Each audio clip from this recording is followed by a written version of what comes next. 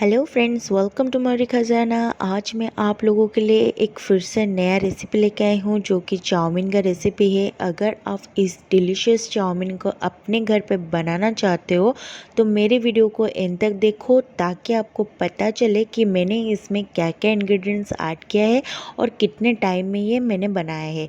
तो ये वाला जो डिलीशियस चाउमीन है ना, वो बच्चों को बहुत पसंद आता है।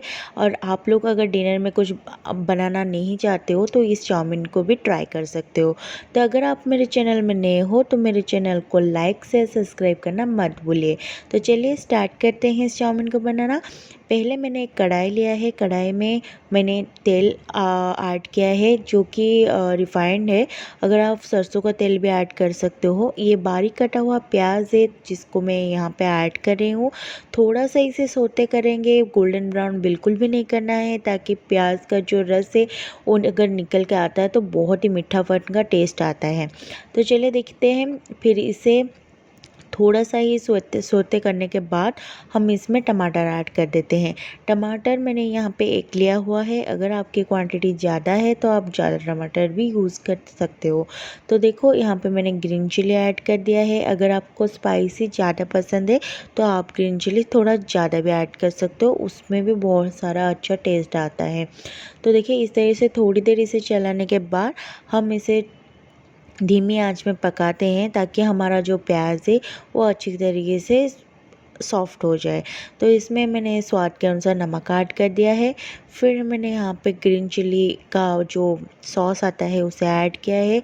थोड़ा सा हम इसमें डार्क सोया सॉस ऐड करेंगे जिसमें कलर अच्छा आता है। और यहाँ पे मैंने मैगी का लिया हुआ है टमाटर का सॉस, जिसको हम यहाँ पे थोड़ा सा ही ऐड कर लेंगे क्योंकि मैंने थोड़ा सा टमाटर पहले से ऐड किया हुआ था। तो इस तरीके से इसे ऐड करने के बाद हम इसे मिक्स कर लेंगे। मिक्स करने के बाद 4 से 5 मिनट तक इसे सोते करेंगे। 4 से 5 मिनट के लिए इसे छोड़ देंगे। तो देखिए किस तरीके से हमारा जो प्याज है वो अच्छी तरीके से सॉफ्ट हो गया है। फिर यहाँ पे हम देखिए उसका जो तेल भी निकल आया है, इसका मतलब हमारा जो प्याज और टमाटर का जो मिक्स है वो अच्छी तरीके से बन गया है। फिर यहाँ पे मैंने थोड़ा सा ही विनेगर यहाँ पे यूज़ करूँगी खट्टापन के टेस्ट के लिए, जो कि स्मोकी फ्लेवर भी लाता है चाउमीन में। तो इसे थोड़ा सा ही ऐड करना है, ज़्यादा ऐड करने से ये अच्छा नहीं लगता है। तो थोड़ा सा ही इसमें ऐड कर लेंगे विनेगर। तो विनेगर को ऐड करके इसे मिक्स कर लेंगे। विनेगर ऐड करने से एक स्मोकीपन का जो टेस्ट होता है जो रेस्टोरेंट में बनाते हैं ना, वो वाला फ्लेवर आ जाता है। तो इसे थोड़ा सा हम साइड कर लेंगे। यहाँ पे मैं एक चाउमीन बना रही हूँ इसलिए हमें एक चाहिए। अगर आप वेज चाउमीन बनाना चाहते हो तो एक को स्किप कर सकते हो। तो इसे इसमें मैंने इसी कढ़ाई में ही एक को ऐड कर लिया है। जिस तरह से हम भुजिया बनाते हैं अंडे का, तो इस तरह से हम भुजिया पहले बना लेंगे। फिर हम प्याज और टमाटर में इसे मिक्स करेंगे। तो देखिए मैं किस तरीके से भुजिया की तरह बना रही हूँ। तो इस तरीके से बनाने से आपको टाइम भी बचेगा और बहुत जल्दी भी हो जाएगा। तो देखिए ये बहुत अच्छी तरीके से मिक्स हो गया है। एक भी आपका अलग हो गया है, प्याज भी अलग हो गया है, तो बहुत ही अच्छा वाला लुक आ रहा है। तो मैंने पहले से ही चाउमीन को बॉईल करके रखा हुआ है। थोड़ी देर ठंडा होने के बाद हम इस चाउमीन को इसमें ऐड करेंगे। जब तक हम प्रिपरेशन करते हैं ना, चाउमीन अच्छी तरीके से ठंडे हो जाते हैं। तो इस तरीके से हम ऐड करके इसे बहुत अच्छी तरह से मिक्स कर लेंगे।